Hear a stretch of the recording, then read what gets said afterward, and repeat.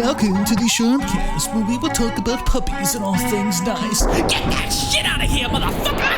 Sharpcast, make your brain blast! Political conversation don't make you think. Yes, Sharpcast, it'll make your brain blast! Come and sit down and have a civil debate. Hello, ladies and gentlemen. This is Sharpwing reporting from the live Florida camper fortress in an undisclosed location. This thing is nuclear proof. This thing is bombshell proof. This thing is mortar proof. I can't back any of that up. In my studio fortress, only open windows to provide me with some degree of cold. And today's broadcast is brought to you by Scarlett's Abyssal Chicken Kebabs. Yum, yum, yum. So today, we have a lot of bullshit to get through. And what it means for America, democracy, freedom, all those cheeseburger-eating, freedom flag-waving, gun-right-toting things we ought to agree with if we weren't so partisan. Yes, and the fact that Sharp is willing to still make time for this broadcast despite temporarily playing the role of Florida man shows you how serious this is. So, I got a straw hat and everything. Have you seen my Twitter post recently? I've seen your Twitter post. That is a very nice hat. I think I actually have that hat somewhere. My grandpa, house. right, the only criticism I got was needs a Cuban cigar. If I had a Cuban cigar, it would complete the look. Yeah, I was gonna say you need the Cuban cigar. You need like the shirt. You need the gold chain around the neck too, and then you'll properly have the Florida man aesthetic right there. No, I would look more like a Cuban cocaine dealer, like that one fucking You'd white be dealing dude that the shows cocaine up on a instead of yacht. snorting it and doing Shows up on a whatever- yacht, giving like 40 kilos of cocaine to the Contras. You know how it is. Yeah. Yeah, the Contras. We all remember the Contras. Oh shit. Oh God. All right. So anyway, as Florida Man Sharp said, we got a lot to do and not a lot of time to do it. On tonight's program, we'll be talking about the renewed assault on voting rights in this country that is coming entirely from one side of the political aisle. You can probably guess which side. Before we get to that, though, we got some news to go through to kind of catch you all up on what's been going on since we last were on the air. First and foremost, on this program, you've noticed we've made a concentrated effort to avoid spending too much time talking about the previous administration in general, and in particular, the guy who previously resided in 600 Pennsylvania Avenue, because we had to talk about those guys pretty much every freaking day for the last year, and we're ready to be done with it. Part of me doesn't really want to mention this, but honestly, this is such a good story, and this is so painfully predictable that you just can't help but be amused. So, you may recall that we just had the half Nuremberg rally, half cult gathering that we call the CPAC convention in the state of Florida just a couple weeks ago, where at CPAC, everyone went on stage to swear loyalty and fealty and reverence and all that jazz to the dear leader of the Republican Party. I'm, of course, referring to Donald J. Trump, up to and including making a literal golden idol of him. I want to go on record to state for the reputation of my podcast, are we talking about people that voted Trump at all? No. We're specifically talking about people that were brazen enough to say, I don't care about democracy. I don't care about voting. I don't care about ballots. All I care about is Donald J. Trump. Yes, and specifically in this context, how everyone at CPAC was still willing to say that the GOP is Trump's party. Trump himself goes on stage and says, I'm not forming a new party. This is our party. We're going to be united and everything. It was wonderful. Yeah, so the Patriot Party ain't happening. This is Trump's party, according to him, and he's here to stay. Yeah, well, just remember that if you're anti-Trump, because I really want to drill it in for you for 2024. Well, here's the thing, Sharp. Okay, so just last week, the RNC got a letter from Trump, who is currently holed up in Mar-a-Lago, or as Michael Cohen calls it, Magistan, where he's putting out all these various little statements that are essentially tweets on notarized letter because he doesn't have a Twitter anymore. And in this statement, he officially requested, or actually he hits the RNC with let me finish. Donald Trump hit the RNC with something that many of us in the Brony community are very, very familiar with. Oh, yes. The cease and desist letter. Trump requested the RNC stop using his name and image and likeness in all the fundraising emails. Oh, are you serious? Oh, I am. And it's going even further. Any opportunity he might have had to run in 2024, he is currently trying to suppress the next 4 years of using him as the party idol.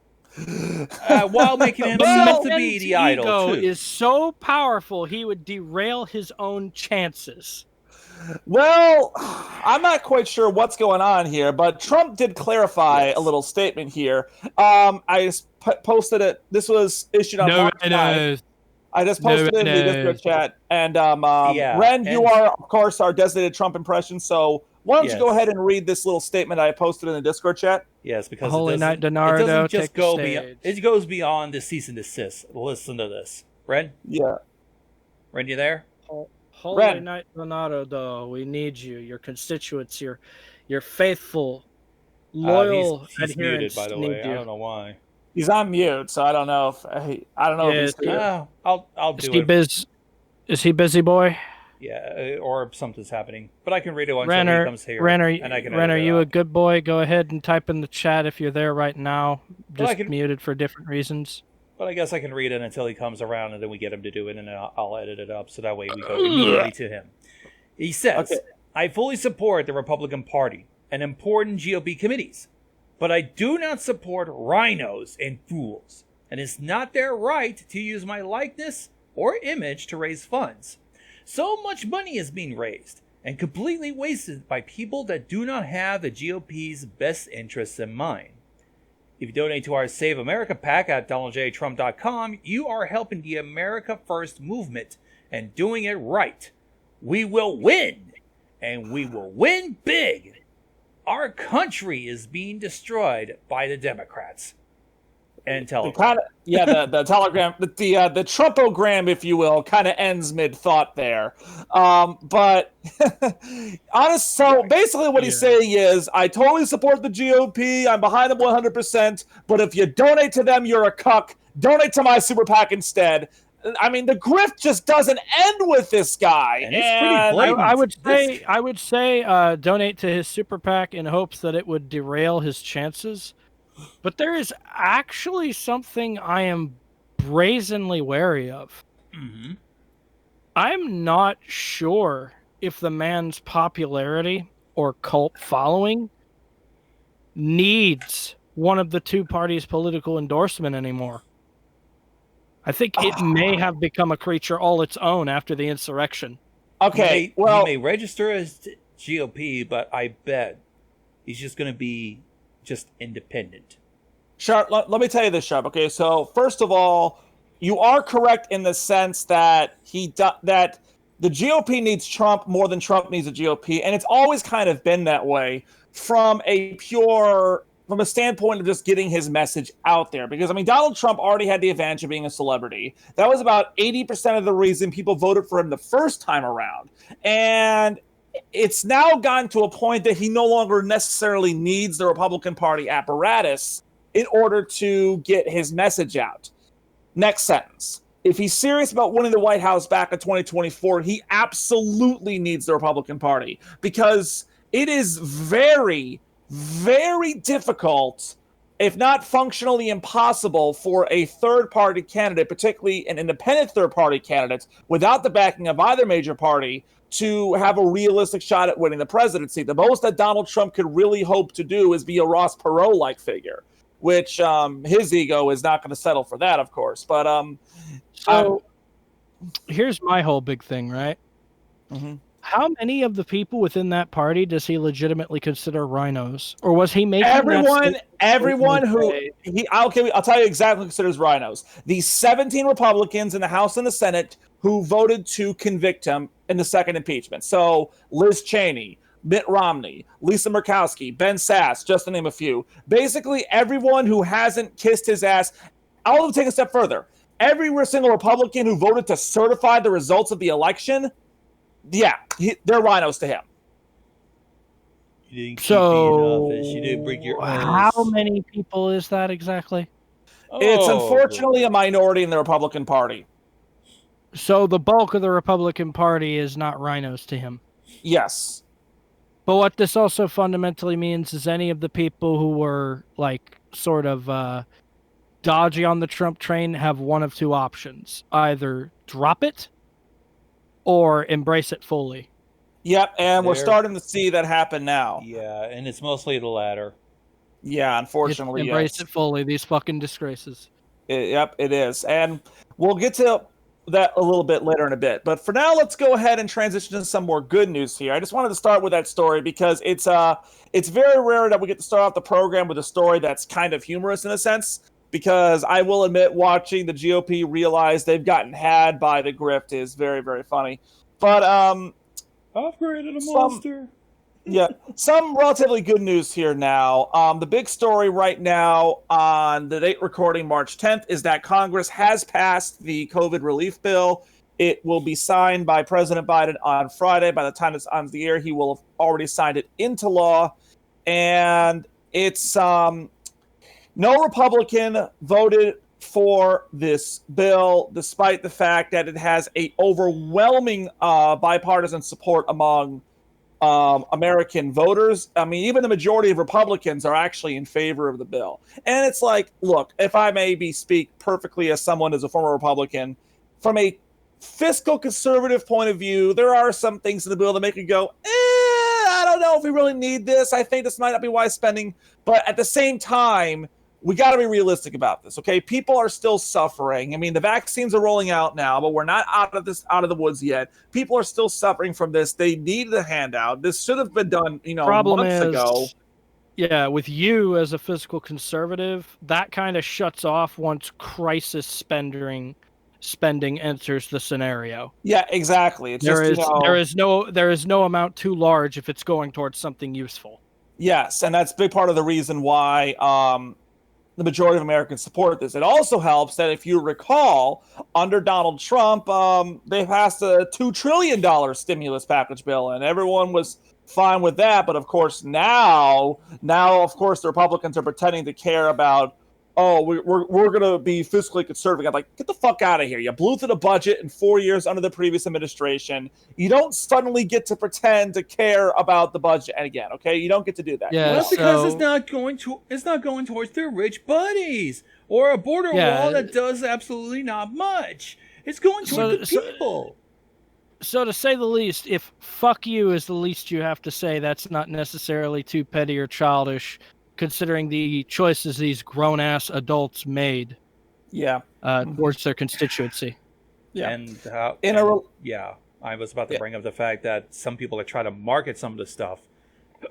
Because I ended up seeing a screen cap from Laura Ingram's show that tried to mark some of the brighter aspects of what this is supposed to help as horrible horrors being brought upon. And a GOP lawmaker who claimed, wait a minute, no, that's probably something else. He says that the bill is written by the devil himself, but I think it was something unrelated.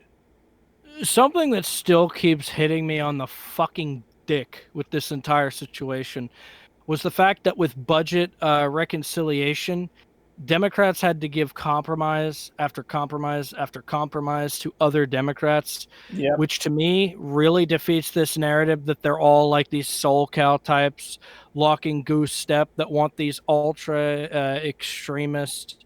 It absolutely does. Ocasio-Cortez levels of policy. And I'm very, very glad you mentioned that, Sharp, because I'm going to come back to it later in the program. But yes, that absolutely is true, is that it defeats the narrative that the Democrats are all woke socialists here. And I'll tell you, the one person who, the one group of people that are more disappointed than the Fox News type talking hosts at that reality are the progressive Democrats. But we'll get to that in a little bit. But the other major thing that happened today was that Merrick Garland was finally approved as Attorney General. The vote in the Senate was 70-30, so 20 Republicans voted with the 50 Democrats. The sedition caucus in the Senate voted no, as per usual. But Merrick Garland has now been confirmed as Attorney General. And our friends at the Lincoln Project put out a tweet today that really kind of emphasizes the difference between the last administration and this administration. Okay, just today, the following things have happened. Okay, today being March 10th, 2021. Mm-hmm. The American Rescue Plan was passed Congress.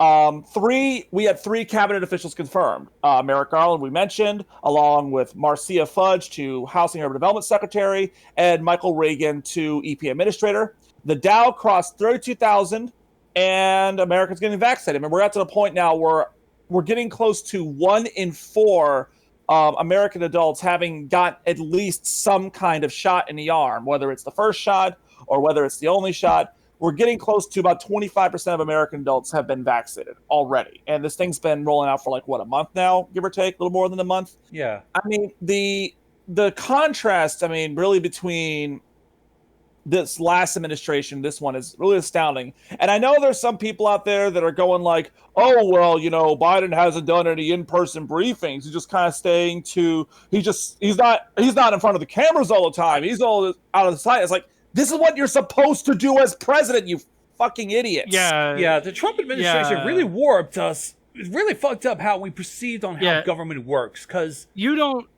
wait on the press waits on you.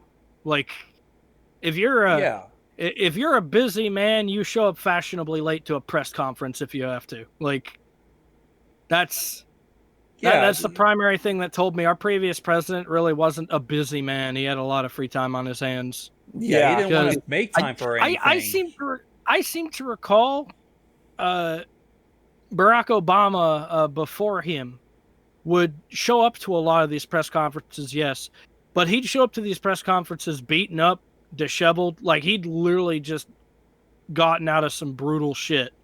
Yeah, I mean, remember, and he's just trying to straighten his tie, but it looks all fucking messy and shit. I mean, the presidency is like, it's the hardest job in the world for a reason, okay? It takes a lot out of you. For one, when you're the president of an opposing party, a lot of your colleagues are gunning for you. Mm-hmm. So I like to imagine how hard it is for a president not to want to punch somebody in the face, some of the shit they would say in a private conference. I'm surprised there wasn't a fight that broken out during the Obama administration when he kept trying to like push forward, trying to impeach him on the most inane reasons. Sorry. I remember when they deep faked Barack Obama kicking in a door for a comedy sketch. Oh, I remember that. That was pretty good. Yeah. But it was so fucking believable that there were actually people that tried to tout it as a real thing that happened. And like, you know, that just tells you where the tensions were with that administration, that people actually wanted to believe the president was so mad he fucking kicked a door off its hinges. I'm actually surprised he didn't fucking do that, even though it might not be caught on camera. Remember, Trump tried to treat this as a popularity contest, but no, it's not. Yeah, it's not a reality show, guys. You're basically deciding what's best for 300 plus million people. You got a lot riding on your shoulders, and not only that, you're also trying to present yourself to other nations and trying to be friends with them, or at least work out some sort of deal. You got a lot riding on your shoulders. This isn't like trying to be prom king for homecoming. It's a lot worse. I really think this current Republican administration is shaking in their boots as well. Because it was really interesting to see with budget reconciliation, when they tried to pull that whole 36-hour filibuster, not one member of Congress faltered in that position. They sat there for that whole 36 hours just to vote on that bill. Meanwhile, Ron Johnson even instigated it. That probably made Mitch McConnell shit himself for the fact that they did not give up. In a related story, we have Mo Brooks, I believe. Was it Mo Brooks? No, it's not Mo Brooks. It's the other senator from Missouri. By the way, Josh Hawley, the other guy. Last time I checked, the chambers in Congress or the Senate aren't air conditioned either. So all that time Oh, you're it's- sitting there yeah, in it's pretty stuffy in there. excruciating heat in the same position. I don't even think you can get up to use the bathroom if you have to. Well, Okay, there's yeah, a reason so- why. There's a all reason right. why Jimmy Stewart, when he was doing Mr. Smith Goes to Washington, this is why he was fucking sweaty as fuck after hours of filibustering. There's, if you're sweating that much, if you wanted- it's if you because wanted there's to no air conditioning in a building like that. You want my personal opinion? The shit out of a motherfucker after something like that, I would allow you to break decorum if I was in charge. I'd be like, I'm gonna go over to the snack bar over here. I hear Janet brought some jelly donuts. Next thing I know, there's just some old guy having the shit kicked out of him in the hallway. His blood's coming out of his mouth. Yeah. Okay, so right. Armani suit's torn. We'll make Okay, we'll make politics all right. a little bit more Oops. interesting, but only just once. Yeah. Okay. So, speaking of the Republican senators, Roy Blunt, the senior senator from Missouri, announced that he is not going to be seeking re-election in 2022. So, first of all, this means two things. Number one, that Josh Hawley is now the senior senator from Missouri, which, oh, God help us all. And number two, more importantly, we are about to see a pure Trumpian Republican primary in Missouri. Okay? So, Oh boy. this is something I want you all to keep understanding here. This leads us to what we're going to discuss tonight on the program. So, the January 6th insurrection was based in part, actually not in part, entirely on a lie. And it was a lie that the 2020 election was fraudulent and full of irregularities, which it wasn't. Everyone and their mother knew it wasn't. In fact, just this past week, the Supreme Court threw out the one remaining legal challenge the Trump campaign filed against the election. So, yeah, there it is. Joe Biden won the election about 70 times now.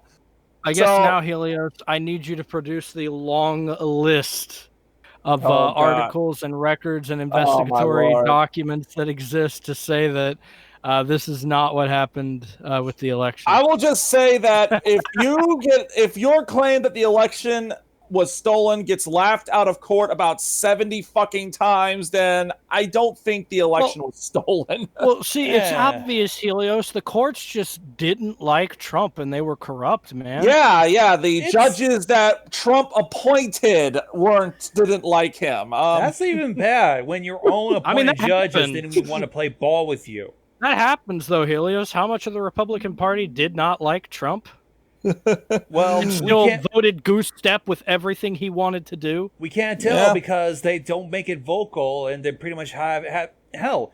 I believe WAPO ended up interviewing a bunch. They ended up having to hide the identities of many of the Republican lawmakers who just said, "Okay, Trump is not playing ball here, and he's just making it hell for everybody." So, and back then Trump still had the Twitter, and he could still what I do think, the right? tweet. It's very well possible many of the judges that Trump had to confront did not like him. And it's probably after he made the scene with all the weird, bizarre, strange, benign witnesses he'd had down the line, including Dr. Eggman talking about how he held a thermometer, yeah. fucking Karen trying to accuse a Trump-appointed douchebag of having messed with the voting records. Yeah, and of course, there's the whole fact that the efforts to overturn the votes was an attempt to cancel the votes primarily from African Americans, and the reasons for that are there's a variety of reasons for why that is. But this is the electoral reality that you all have to keep in mind going forward into 2022. Okay, My big issue. Right. So I do want to touch on that super quick, right? The voter suppression.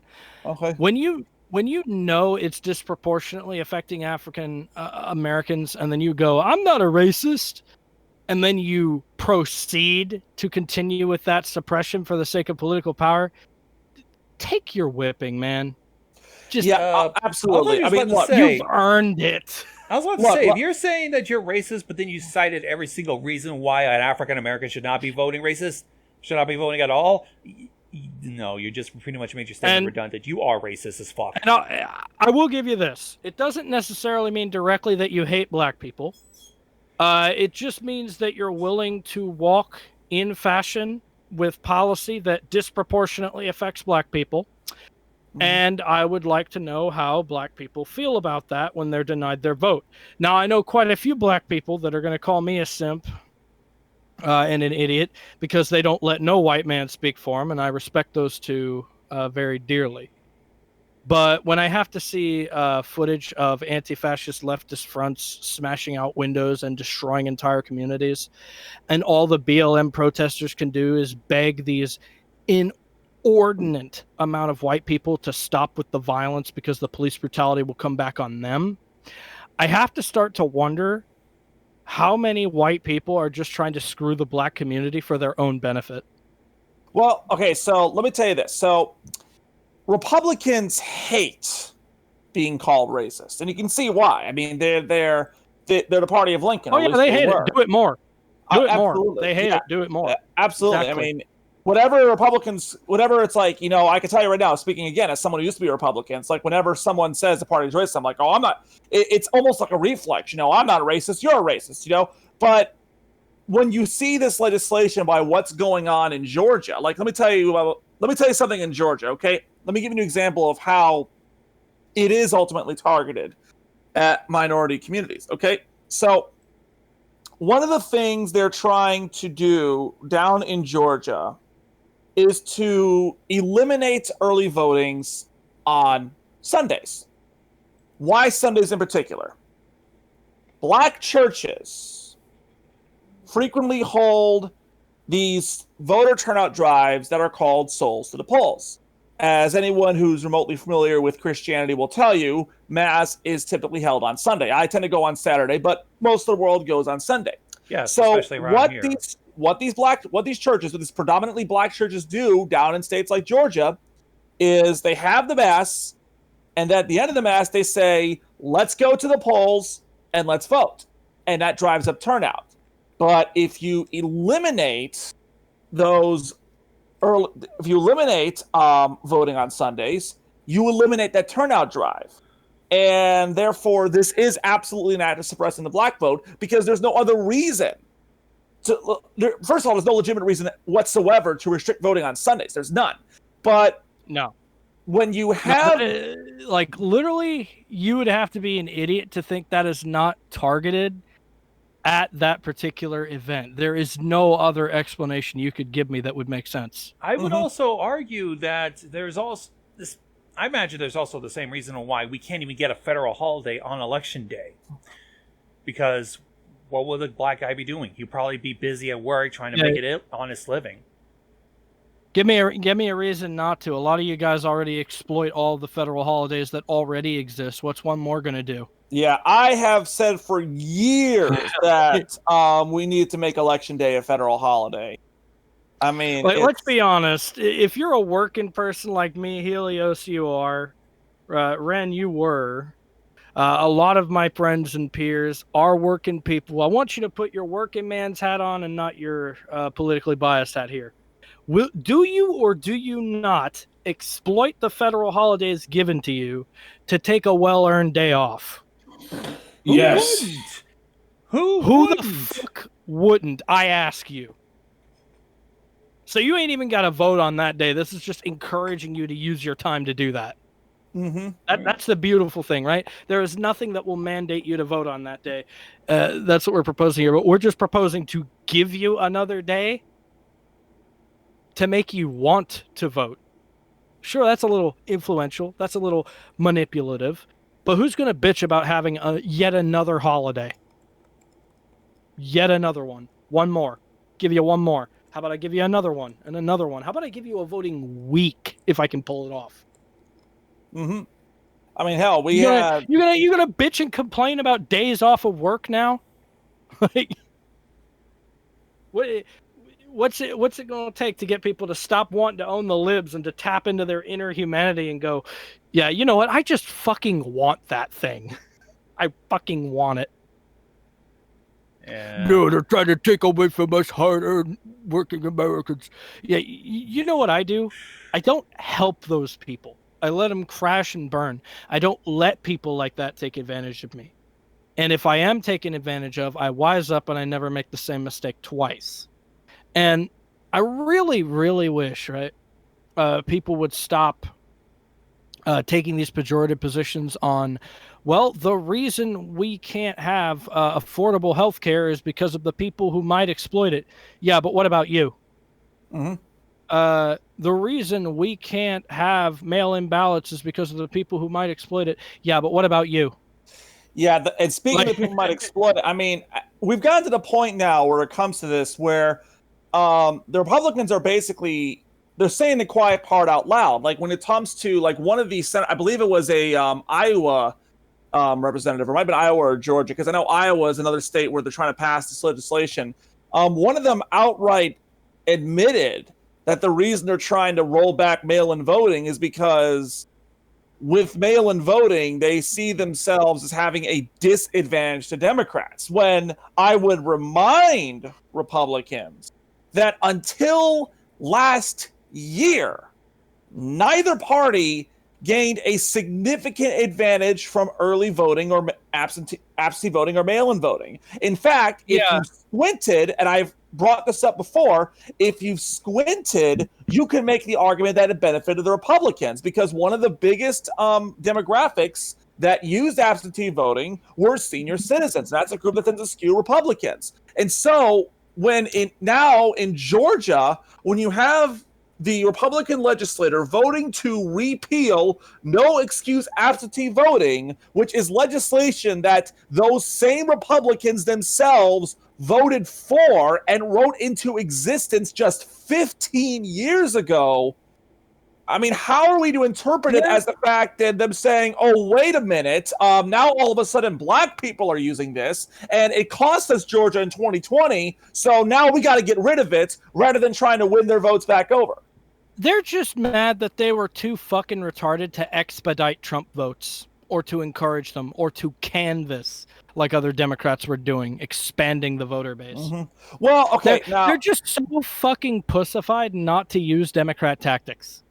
Well, but Democrat tactics work. Well, it's actually more like the Democrats were finally using some of Trump's tactics to work for them, because one of the things that Republicans, one of the reasons that Republicans did actually do okay from like the congressional level is because they did do a lot of door knocking and canvassing in the months leading to the election. And our guy Rick Wilson talked about this, saying that the one thing he wished the Democrats did differently was he wished the Democrats did do more door knocking. Now, again, there's about a million different reasons not to go door to door in this last election in particular. Yeah. And frankly, they were all correct reasons, but it doesn't change the fact that ultimately the GOP benefited and they ended up picking up a couple more seats than they might have had otherwise. So it's something to keep in mind for 2022, certainly. Yeah, like for one, you are taking a huge risk when you go door to door. I think one thing that's really interesting right now was Stephen Bonnell Destiny had established his door-to-door coalition in the Georgia election with the presidential vote. He tried doing another one recently in what was it? Was it Ottawa? Yeah, I think it was Ottawa. Ottawa, that's interesting. Yeah, it was Nebraska. That's Ottawa, right? I think so. Yeah. Well, when I hear Ottawa, I think Canada. Keep that in mind. So Ottawa, I don't know about Ottawa. Fucking. Yeah, I'm trying to fucking remember what it was, but the whole point here is he got involved with canvassing for that one, and what wound up happening were like smear campaigns where people actually started digging up past things he had said and done on Twitch to try and derail the campaign that he was doing for his political candidate of choice. Uh-huh. And all these hit pieces and articles were becoming more and more like him. And the thing he fought back with was like, don't make this about me, make this about the candidate. And, this was one of the things that I think actually kind of scared him away from doing more door knocking, because now he says he's just going to go back to playing video games on Twitch. But one thing was, people were essentially like telling lies, saying that his campaigners had harassed people. They did not. Saying that his campaigners had aggressively knocked on doors in the afternoon, mind you, right? Like they tried to play it up like, who comes around at like 12 at noon knocking on doors, right? That's what they tried to say. Like, yeah. Just vindictive, manipulative, lying assholes. So it was like locals saying he was harassing, locals saying that he was trying to hurt people and shit like that, and people were just eating up these bullshit stories. And then articles as well as other Twitter users bringing up things he had said, not just to discredit him, but to derail his fight for his candidate of choice, which is one thing that's like really toxic and just fuck off about cancel culture, right? Because the people that aren't out there encouraging door knocking and campaigning for the Democrat Party are really those progressive types that think electoralism doesn't work anymore. But unironically, right? They don't just refuse to vote. They literally try to sabotage other Democrats that are fighting for electoralism. I'm glad you brought that up, and I thought I was going to bring this back up. So this is something that, like I said, I've brought this up before when talking about the Democrats, the progressives in general, but it's a political reality that they need to accept, and I'm going to keep repeating it, no matter how annoyed that Scarlett or other people might get at me. America is not as woke as Twitter would have you believe, okay? There is not this uniform level of wokeness from sea to shining sea, okay? Because even in a place like Missouri, the most progressive Democrat you could find in a state like Missouri, they are maybe 1/100th as progressive as AOC, okay? The most progressive Democrats that you could find in Missouri is probably a neoliberal Democrat in like California. Okay. So, and it's easy to look at, like when I come up here and I tell you that the Republican Party is a minority party, and they absolutely are a minority party. Okay. This is not me, projecting some kind of, leftist woke liberal fantasy onto the program here, okay? This is based on actual data, all right? When you only win in the 6 presidential elections that we have had since the year 2000, and you have won the popular vote all of one time, and that one time, by the way, they fucking let it go to their head. They really did. They did. I mean, they literally think they're the voice of the people because they have, and I quote, the big 3. That's essentially what they call these people. But they think that because the Justice Democrats won, like, not even a handful of seats, they get to call the shots now. Well, yeah, it's like what we talked about last time, where it's like Ilhan Omar, you have a lot saying that the progressives have to get in line. Well, now it's time for the liberals to live in line. With all due respect, Congresswoman, win some more seats first.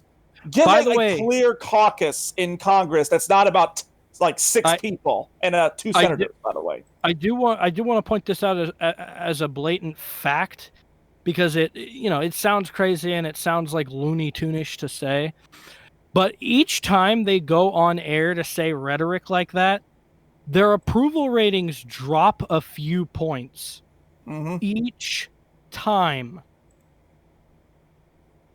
And it's because, right, there were people that wanted this kind of progressive change, and I think this is where I have to draw the splitting line. A lot of progressives are actually a lot more like Scarlett. where they understand that the only way you're going to get what you want is by leveraging in the political game of electoralism. Yes. If you do not do what is politically viable, you are robbing yourself of a great opportunity. And there is no shame in demanding a little more if you can get away with a little more. To me, that's what the progressive perspective is tamed. Is demanding just that little more because you can get away with it. Yeah. And what you have, and just remember, the thing you have to keep in mind is that if you don't think, just because the GOP is a minority party, doesn't mean that they can't win elections, okay? Absolutely can win elections. Like, you're going to have states like Missouri or Florida or whatever where you're going to have Republicans win, okay? That is a fact. That is going to happen. And remember, you have a split Senate right now. The only reason you could say you have any kind of majority is because the vice president happens to be a Democrat. If you don't think that, oh, yeah, we can totally run a progressive candidate in like Missouri because the GOP is so unpopular and Josh Holland's seditionist, no one's going to vote for him. You know what I say to that? I say if that's your mindset, then get ready to start saying the following phrase: Senate Majority Leader Mitch McConnell. Yeah. And I do have to say this. If you really think that's going to work, I have one sentence for you. Beto O'Rourke runs in Texas. Well, that's what I'm picturing when people say that kind of shit. Yeah. Now, that's not a winning catchphrase, by the way. Now, to Beto's credit, he almost won. But I would argue that is more of a Ted Cruz thing than a Beto O'Rourke thing, because as we've established, there are two kinds of people in the world: people who hate Ted Cruz and Ted Cruz. So you know what did it for Beto O'Rourke? The comment about the guns. The biggest issue that Texans care about, undisputably. Uh-huh. And you went and you fucked it up. Who was on your polling team, Beto? Who told you that was an okay thing to say in Texas? Yeah, rookie mistake there, Beto. Read the fucking room. Idiot. That was issue number 1 in Texas. You should have known this because you know about the fucking Alamo. You know about Texas. You know about Texas's history if you fucking lived there, Beto. How did you fuck that up? I will give you a screw up that was almost as bad, and that's why this is a screw up that told me that he wasn't quite ready for the big stage as a presidential candidate. So during his very short campaign, he gave another speech where he argued for an assault weapons ban, saying that yes, you can totally trust the government with these weapons. No. Sharp. Here's the problem. Here's the punchline. Here's the punchline, if you will. He gave this speech about how you can totally trust the government with these assault weapons at Kent State University. No. That is where men from the government use those weapons to gun down 4 students. There was a song about it and everything. Photos, fucking Crosby, Stills, Nash, fucking song about it. You know what? He might as well have stepped on the charred remains of Waco and gave that speech there. Like, who fucking cares anymore? Like, this guy's a fucking moron. Or on the grounds of what used to be Columbine High. I have to say, that's a level of stupidity. I actually don't want Beto O'Rourke to run in Texas again. That is actually... I'm sorry, healers. That's a level of unforgivable stupidity. That's a man that loses. Until he can learn how to read the fucking room. Yeah, I highly suggest not to. That's a man that loses. Don't run him again. Well, okay. Well, I'm hesitant to say don't run him again, if only because we know Ted Cruz can be beaten. But yeah, if he wants to have any serious shot, just, oh my God, whoever the fuck it was on his campaign that approved all this stuff, just don't hire them back, at the very least. Did he even have anybody, did he even have anybody that would vet this through him? Yeah. This is like ERCOT. Heads should roll. Heads should roll because of the level of incompetence that took place. Yeah, I mean, it's not as but yeah, when he made those... If heads are not rolling, you have committed the equivalent of the Holocaust in electoralism. Yeah. But yeah, when he made those comments, I'm like, all right, yep, okay, you're not ready, Beto. Come back in a couple of years, get, for the fuck's sake, man, get a proper polling team, get a good advanced team. Just have someone to read your fucking speeches, buddy. Come on. I want to make this a common sense position that matters, right? Because I'm a Democrat, of course, I want Democrats to win in Texas. If it is absolutely possible, I want a Democrat to win Texas. And I want a Democrat that Texas wants. Oh, Texas doesn't want a Democrat. The polls don't say that, buddy. You're extremely close to being purple. You were extremely close. Texas is officially in swing state territory now. Granted, Democrats. We are officially headed for that precipice. Yeah. And I will say this, right? One thing that people try to come back with is saying SoCal types are just moving to Texas and that's changing the political climate. Maybe so. But I would like to counter with nobody likes a Ted Cruz. Yeah, nobody likes Ted Cruz. I mean, it doesn't matter. As controversial as it sounds, I literally think Ted Cruz is so bad he managed to swing the entire state to try and get rid of him. Yeah. Honestly, I would be. I want to see. I mean, part of me wants to see if there will be like a Republican challenger to Ted Cruz in 22 or 20. Actually, he's up for election in 24, rather. I want to kind of see if there'll be a Republican challenger to Ted Cruz, but I'm afraid that Republican challenger is probably going to be along the lines of some QAnon nuts. So I'm gonna lay out a proposition for Republicans, right? Because I like to be fair here. I like to be a sporting man. Mm-hmm. If you can replace Greg Abbott and Ted Cruz with somebody who knows what the fuck they're doing, Republicans absolutely get to keep Texas. If you cannot, we're coming at you hard next time, and we'll get those seats.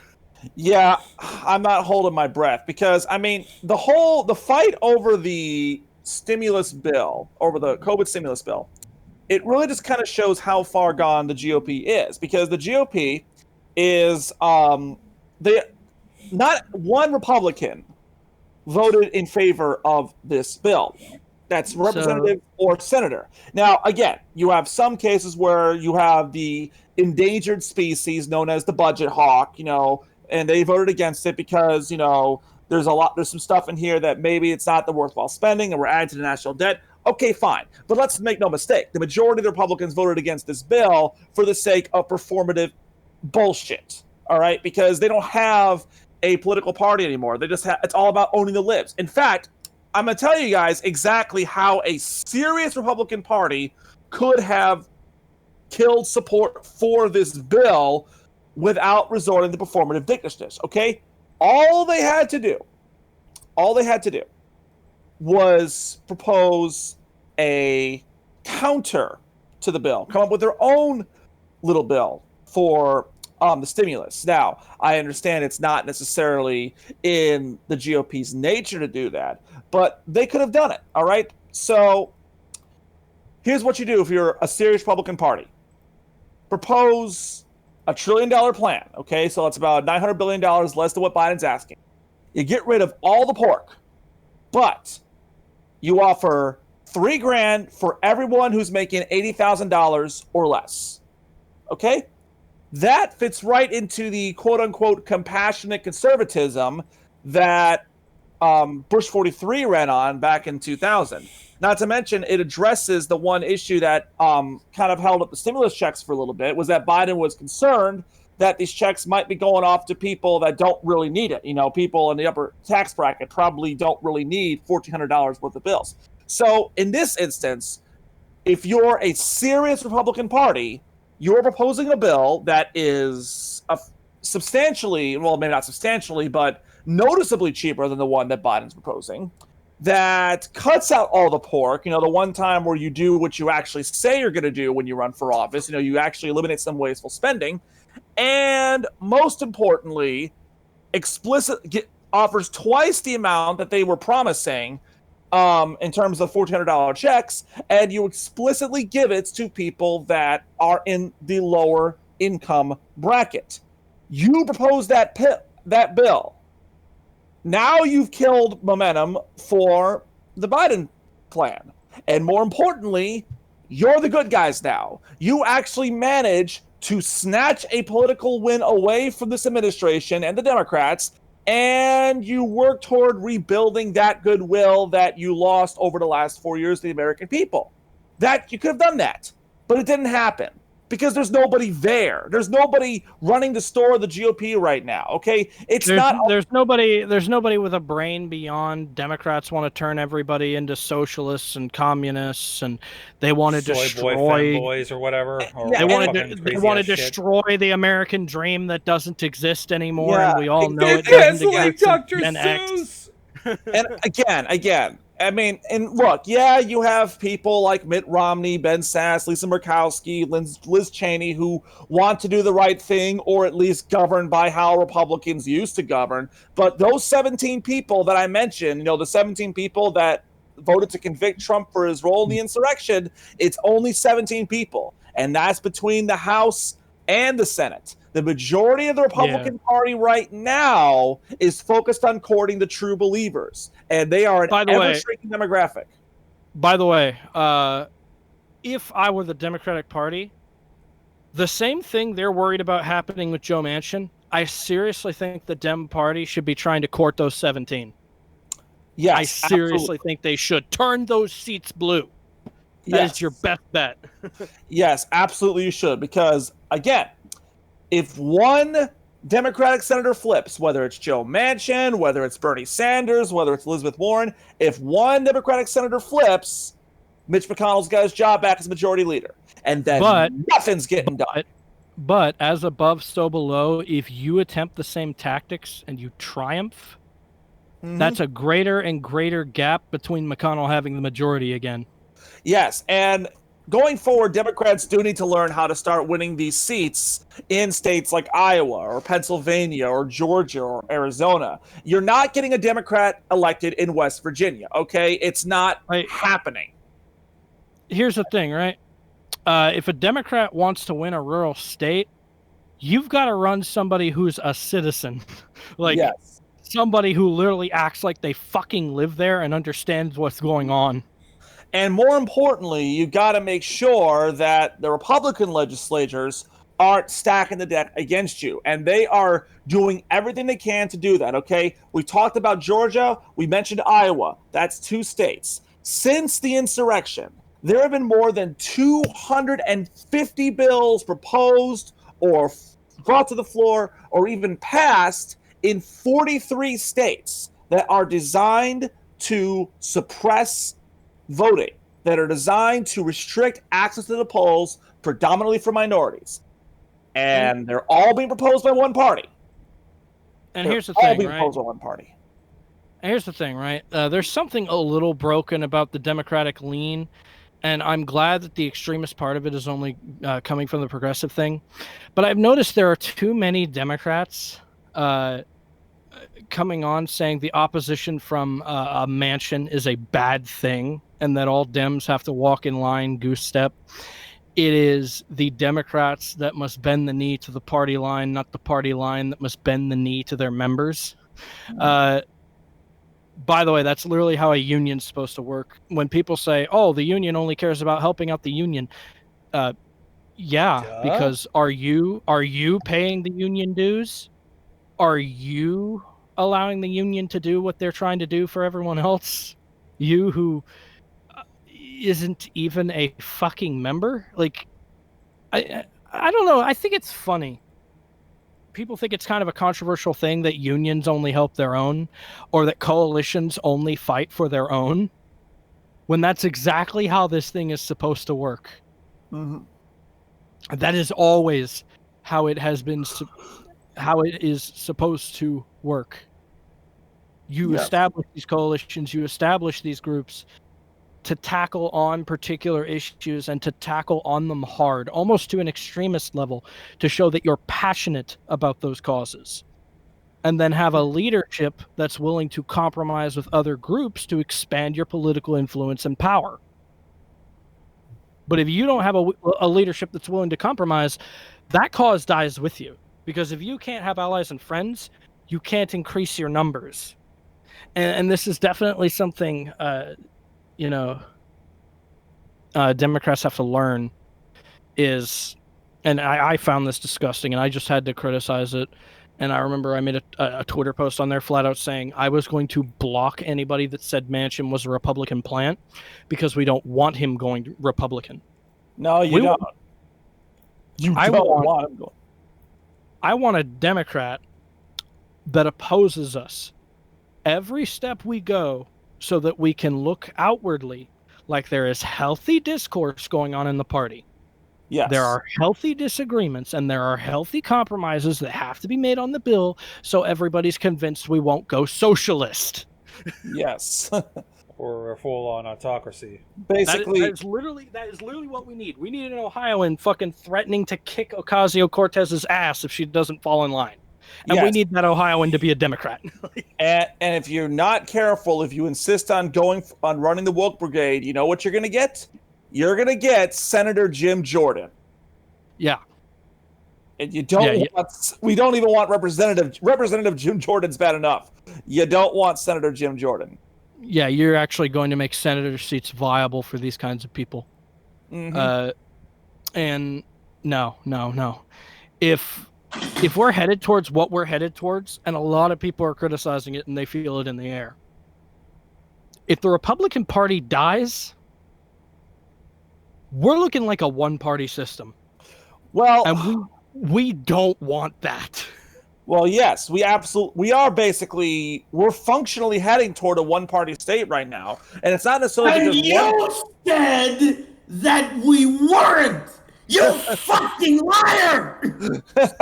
Right. I swear to God. Well, we're gonna let him cool off for a minute. Yeah, I had to do that. I'm sorry. What the fuck? Yeah, there's Ren making his glorious return to the podcast there. But I'm taking a more proactive role. Could have just hung him up. Jesus, you removed him completely. Yeah, I'm an idiot. Oh god, we lost our desk gal. Well, while Sharp gets her desk gal back, let me elaborate. No. Fuck. How do I stop this? I can stop ringing. Yeah, stop ringing. I did not mean to do that. Yeah, now we're gonna go wake up Scarlet. Now everyone's gonna be up now. But anyway, while Sharp does all that, let me elaborate what I mean. When I say that we're functionally heading toward a one-party state, it's not because one party's taken over. It's because one party has decided they're no longer interested in governing at all. They've just decided, you know what? We don't particularly care about anything related to conservative ideology or governing or really anything other than owning the libs. We don't care about anything but just getting elected for the sake of power, and we're gonna put more anger and righteous fury into Mr. Potato Head and Dr. Seuss than, the fact that thousands of Americans are dying every day from a pandemic that we have completely and utterly fucked up. All right, so Ren, first off, before you explode at us, I want to clarify that at the time it seemed like we weren't headed there. So the climate changes about every month. All we can predict on is what is foreseen. But when I have a genuine established concern that we might be becoming a one-party system, I'm going to be honest about that, even if it contradicts what I previously said. All right. And that's because nobody is 100% right. So that's the first thing I want to clarify on, because I still respect you as my guy. I wasn't talking to you. I was talking to Helios. I called him a liar. Well, I backed him up on it, so, Ren, again. Whatever you give to him, you got to give to me too. So again, Ren, I elaborate again. When I say that we are on the verge of functionally being a one-party state, it's not because one party has taken over. It's because one party has completely become disinterested in actually trying to govern. Yeah, so to clarify what we're talking about is a party that's lost so much of its cohesion, it's virtually useless compared to the other party. It's not even that it's lost its cohesion. It's just that it's decided that it's much more interested in trying to own the libs and essentially being a bunch of glorified trolls than actually doing the job of running the country. No. Yeah, and I would say from my own opinion, whether you agree with it or not, Helios, that is a failure in cohesion. Because if you lose seats, you lose power. And if you lose power, you lose what cohesion your party has. Well, that's the thing about the GOP. They haven't. Well, where I disagree with you on that is because, one, the GOP hasn't really lost seats. They lost them in 2018. They got some back in 2020. But Now, the reason I struggle to say, and this is the thing I want to point at, right? It is very much viable that if Pelosi moves a few bits and bobs, they could approach even one of these 17 and possibly get them to turn blue. well, I do think that's viable. Well, again, that depends on a lot of things. Like, for example, you're not going to get a Mitt Romney or a Liz Cheney to flip. No. That's not happening. No, you will is no-name Republicans that have like a wide reputation in politics, but don't really have that much going on with like the press, for example, right? Like when you see the press, they're often talking about Mitch McConnell or they're talking about Lindsey Graham. They're talking about these people that essentially have press clout and infamy, right? But what about the no-names that are amongst the 17, the people who aren't really major political figures that took a stand? Well, in that respect, I would say it depends on where you're running. Like, if you're running in a relatively competitive district, then yeah, absolutely, we can have that conversation. On the other hand, if you're in a solidly red district or a solidly, one where the Democratic turnout is frankly not that great, you can promise all the turnout in the world, you're not going to get in the flip, okay? Because ultimately, like, again, when I say that you're not going to get Mitt Romney to flip, it's not just because Mitt Romney, has his entire career taken positions that tend to be at odds with the Democratic platform. It's because he's the state senator for Utah. Utah is a very, very red state. And so with Mitt Romney, yeah, you can't get him to vote. You can't get him to vote blue. But can you get him to vote against Republican policy? It depends on the policy. I believe you can. Because again, we saw that with the Merrick Garland confirmation. Mitt Romney and Ben Sasse and Lisa Murkowski and other Republican senators that are outside the Sedition Caucus, again, no Republican senator voted for the COVID relief package. 20 Republican senators voted to confirm Merrick Garland.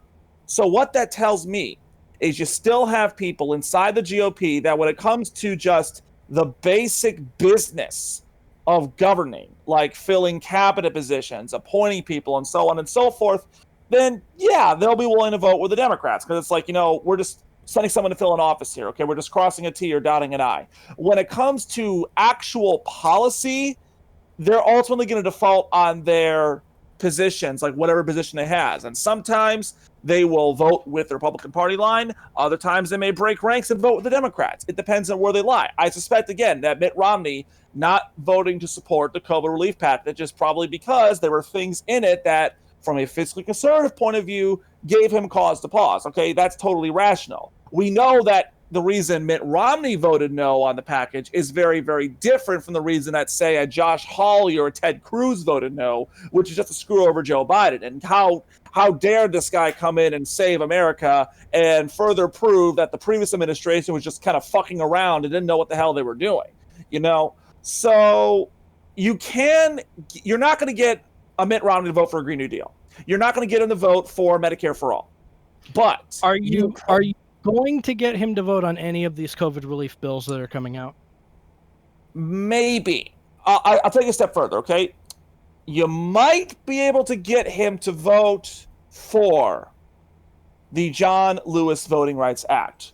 Maybe not H.R. 1, but the John Lewis Voting Rights Act. In fact, let's set the stage here for the current situation in Congress right now when it comes to, because again, we're talking about how 43 states are advancing legislation, over 250 bills in 43 states that are designed to suppress the right to vote. So what can the federal government do about that, if anything? Well, let's go over a couple of bits of legislation about that. And this comes from an article written by our friends over at The Bulwark. Okay, so the political reality is this. We got to do something to beat this legislation. We got to pass legislation, whether it's at the state level, the federal level, or whatever, that explicitly protects the right to vote and access to the ballot. Or the deck is going to be stacked in favor of the GOP in 2022 and moving forward. So what we're proposing is outright taking away the power of voter suppression.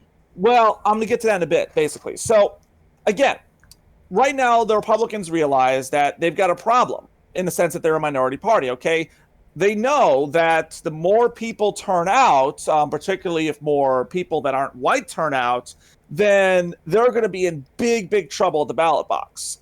I mean, so the playbook for the GOP is going to restrict ballot access, pass voter ID laws, slash absentee voting or early voting, conduct voter roll purges. Like I think, for example, I think it was Iowa that proposed legislation that said that if you don't vote in a election, like if you don't vote in one election, then you're off the ballot, then you're off the voter roll. Like you have to re-register to vote under this proposed legislation. If you miss even one election, they'll take you off the voter roll and you have to re-register. Yeah, that is bullshit. Justify that one to me. Uh-huh. So there are a myriad of reasons you could miss an election. Mm-hmm. But like me. I just forgot to keep up on the date of the primary and missed it. Mm-hmm. I couldn't vote on election day at one point in 2012 because I was literally on a train outside of Chicago trying to head home. The miracle for me to be able to vote in the presidential election was the fact that they did not take away my voter registration just because I missed the primary, and I'm grateful for that. I'm surprised mine I didn't won't get taken let away that either. happen to other people. That's ridiculous. By the way, yeah. So, so this is why the GOP legislators are advancing this legislation now to restrict voting rights. In fact, Kenneth Mayer, who's an elections expert, had a great quote that he told the New York Times. He said, quote, "The typical response by a losing party in a functioning democracy is that they alter their platform to make it more appealing. Here, the response is to try and keep people from voting. It's dangerously anti-democratic," unquote. So yeah, these. Go ahead, Ren. No, I'm thinking. No one's really following us. No voting except for the people who agree with us, please. Yeah, that's. Sorry. Like literally, and then the criticism of it is that is dangerously anti-democratic. It is anti-democratic. It's against... Why should it matter if you vote for the guy you disagree with or not? Yeah, I mean, honestly, what we're looking at here. What is the value of your vote if you're not allowed to do that? What is freedom even? Yeah, I mean, that's the question that we have to ask ourselves, is that if we are willing to allow a minority party to game the system in such a way to benefit them, even though they are willingly and knowingly disenfranchising millions of Americans, again, predominantly Black Americans, are we really living in a democracy here? And here's my thing, right? People will counter with the classic, and yet you let big tech do X, Y, and Z. Let me tell you something genuine. If big tech tries to suppress me for anything I am saying here, I will take to Twitter and any platform I can have to shame them into oblivion and destroy their advertisers and brands until they give in. They will not take away my freedom. And that will be my response, to violently burn their company to the ground. Figuratively. You don't live where I live. By the way, what I have literally burn. What I have said there is heavily pro-democracy, but highly anti-advertiser. The only people that would support me on the stage of advertising because of what I just said are like edge advertisers, like maybe fucking Game Fuel would support that shit. But maybe Coca-Cola would begrudgingly support that shit in all their hypocrisy. I forgot about that. I was trying to forget about that, considering... Because here's the thing, right? As above, so below. If big tech is walking on a whole bunch of eggshells, advertisers are too. And if they're being pressured by SJWs to suppress everyone under the sun, I believe that the way we gain back democracy is by counter-pressuring. Well, By hitting them hard or smash out a fucking window, figuratively. Hit them way harder than the SJW can. and the groups like the Lincoln Project are actually going about that business because, it's interesting you mention Coca-Cola. Coca-Cola, as you know, is headquartered in Atlanta. And they were outspoken when it came to the George Floyd and Black Lives Matter protests over the summer. They haven't said anything yet, though, about attempts by the Georgia Republicans to restrict and block the black vote. And which, you know why? Because we ended up finding out, real quick, the Coca-Cola CEO sponsored a few bills of the legislation that even include, as me and Sharp ended up finding out through one very ticked off comedian on YouTube, Vic, how do you pronounce that last name? You know that shit I did with Sonic on Twitter, like just recently? Mm-hmm. If Sonic had threatened to pull any of their ads over the kinds of things I say on my podcasts, because let's say hypothetically, right, somebody reports that to Sonic, guess what I'm not doing anymore because they've abjectly said they fucking hate me and want to suppress me Banana Republic style. Let me guess, not buy their products? I'll never buy another Sonic Shake. And as much as that would hurt me, I cannot buy from people that are complicit in hating me. Mm-hmm. That's what real principle is, right? It's not, oh, you support this guy that said the N-word 5 years ago, drop him. No, it's, you are treating me like shit right here, right now. Why am I going to be the fucking tard that buys from you? Why am I going to be the tard that endorses your product that says, I'm sorry? No, I'm going to burn your fucking brand to the ground because you're going to learn not to fuck with me. This is going to be difficult for me because I'm trying no sugar alternatives to soda as I like, and they're only the only places that would offer them only have mostly Coke products. There's only one store in my whole town that has. By the way, Gonzo, I hate to break it to you, the no sugar alternatives are worse because what they replace it with is far more addictive and far more poisonous. Yeah. Sugar substitutes are worse than sugar itself. Yeah, it tastes. Yeah, the problem is they taste weird. Coke Zero ain't as good for you as you think it is. Well, actually, it tastes weird. Yeah, so it's gonna be weird because yikes, if mostly Coke products here. And how am I going to fucking get an alternative if it's going to be mostly Coke products, who sadly are, and we have ended up, we did find out about this.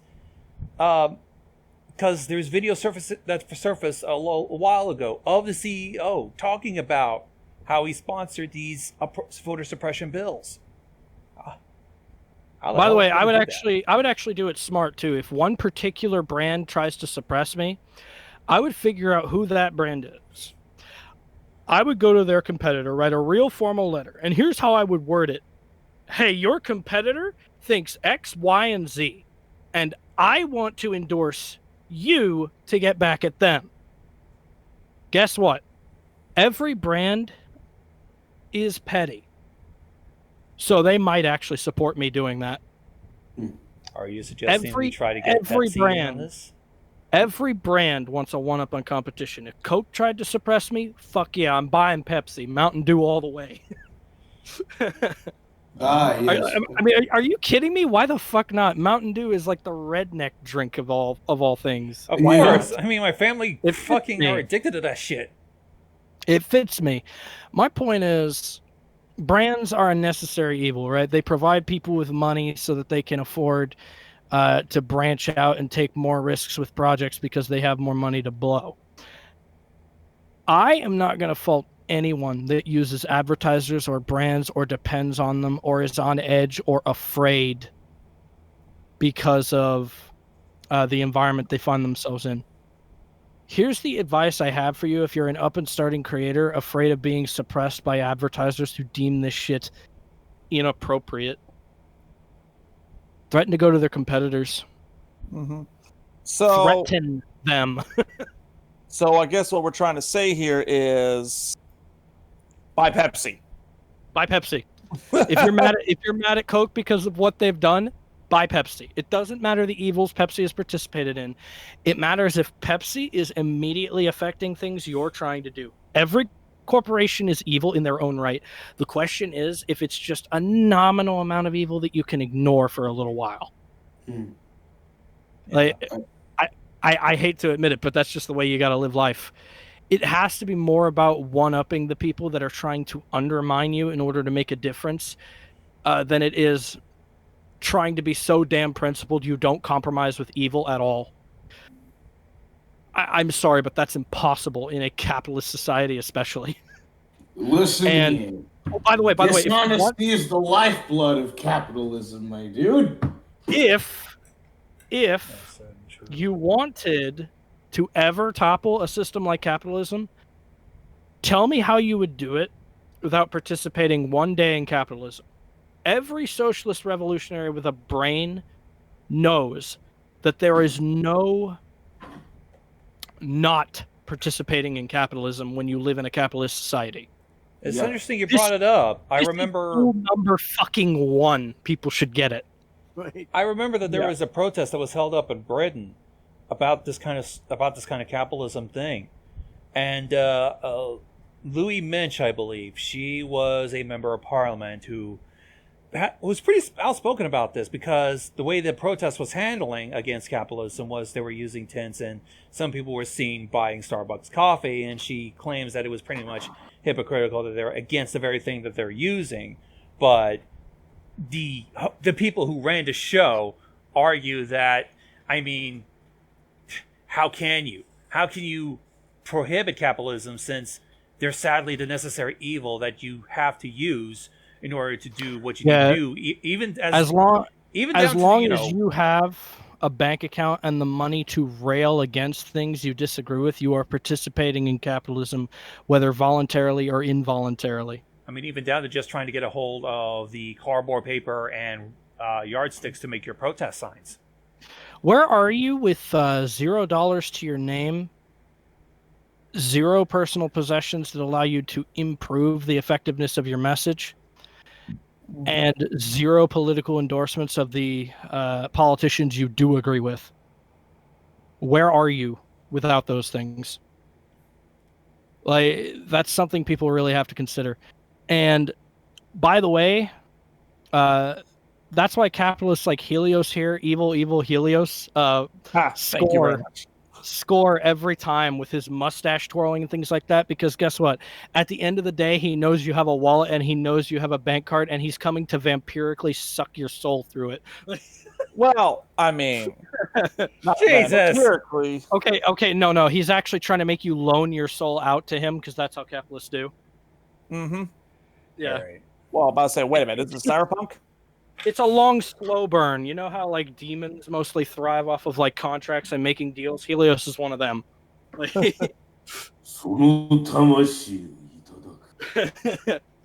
But I realize the necessary evil, and you have to be willing to shake hands with the devil in order to beat God.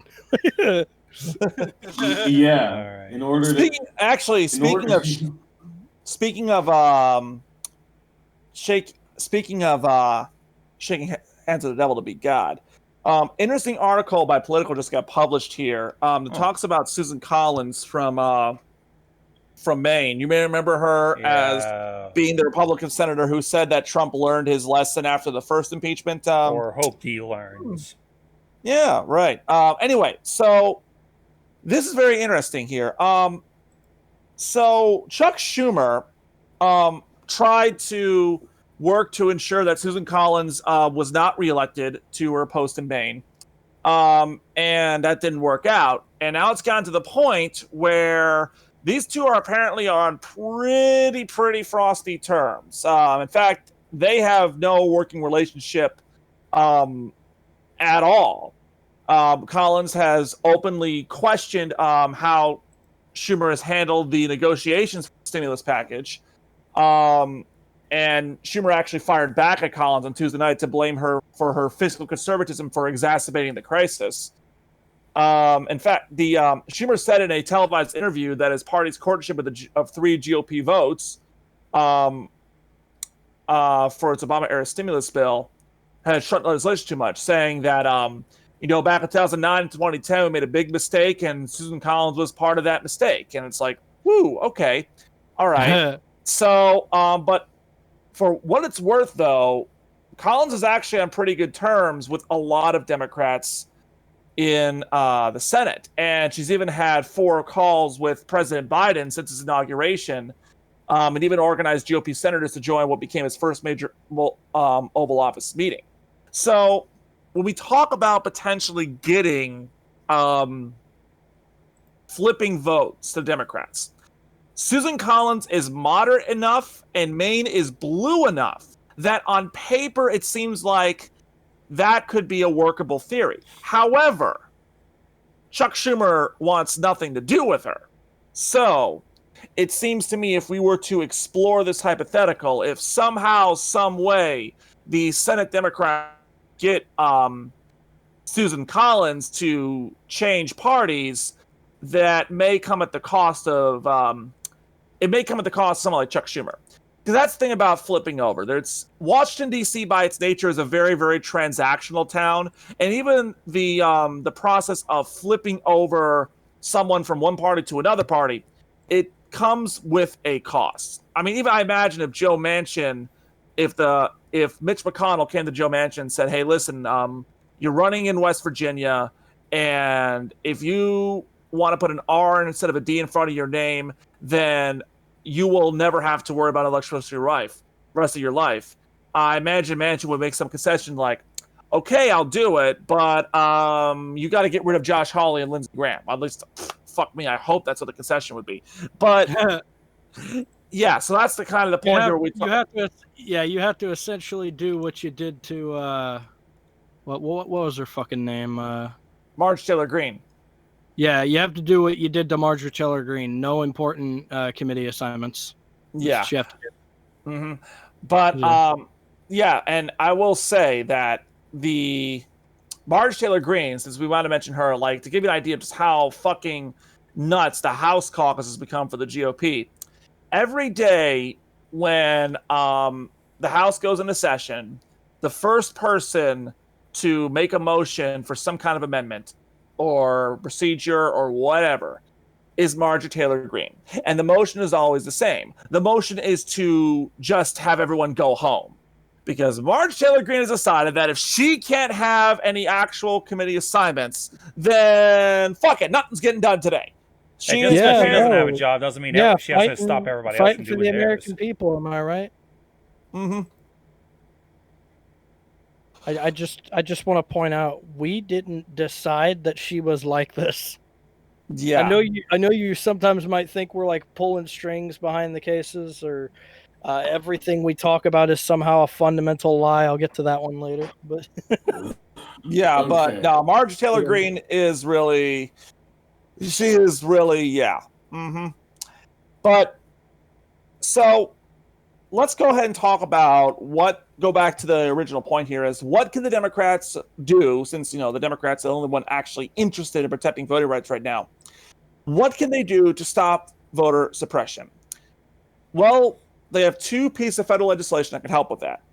The first is the John Lewis Voting Rights Advancement Act, which would help refortify the Voting Rights Act 965, and a sweeping election reform bill that you've probably heard about called H.R. 1. Now, the John Lewis Act would require the states with a recent history of voter discrimination, like Georgia, to seek pre-clearance from the DOJ or from a court before changing laws. So in other words, under this act, the Georgia state legislature would not just be able to say, all right, we're not going to have any more polling on Sundays and we're getting rid of no excuse absentee voting. They'd have to either get the DOJ or the courts to sign off on that first. Now, H.R. 1 passed the House last week. Among the many provisions of H.R. 1, it establishes automatic voter registration for anyone interacting with designated government agencies. What those are, I have no idea. Would broaden access to mail-in voting for every eligible voter, and mandates that states accept ballots at drop boxes or polling places and ballots postmarked by election day. It also establishes same-day online registration in nationwide early voting, because not every state has early voting. It would also end partisan gerrymandering by directing states to use independent commissions in drawing congressional maps. Now, again, the Republicans are arguing that the Constitution grants state legislators the exclusive authority to change their election procedures, which is their big hang with this bill. But Article 1 explicitly empowers Congress to regulate the times, places, and manner of federal elections. So naturally, Republicans are freaking out about H.R. 1. Kevin McCarthy saying that the future voters could be dead or illegal immigrants or maybe even registered 2 to 3 times, which is basically what The Trump problem is voter equality is one you could actually get away with pulling a few strings here, because it could be fundamentally argued in a court of law that these types of voter suppression are a constitutional violation if they cannot visibly prove the merits. Yeah, but so the reason that the GOP is freaking out about this is because the Democrats can bring this to the Senate floor at any time, but it's probably not going to pass because you need that 60 vote majority. And, well, the only way through this really is either you need to somehow, some way, get enough Republican votes to go along with it, or end the filibuster. And both of those are pretty tall orders right there. So now, to abolish the filibuster, you're going to need all 50 Democrats on board, plus Harris. But you have people like, again, Joe Manchin and Christian Sinema, who they don't want to get rid of the filibuster right there. Now, so it sounds like, okay, well, H.R. 1, it's either dead on arrival or the filibuster dead on arrival. But there could be another way through this, okay? The Democrats are aware that the old line of Mitch McConnell said no may not be as effective as it was, especially on a matter so essential to democracy, the party, and its constituencies. And so there are ongoing conversations within the Democratic Congress about how to surmount the filibuster to pass H.R. 1. Now, one possible path is to carve out an exception for legislation concerning voting rights and the conduct of elections. There is precedent for this, including the budget reconciliation process. So if there is adamant GOP opposition to moving H.R. 1, Senator Amy Klobuchar says the Democrats will actually ask themselves, is there a filibuster reform that can be done generally or specifically?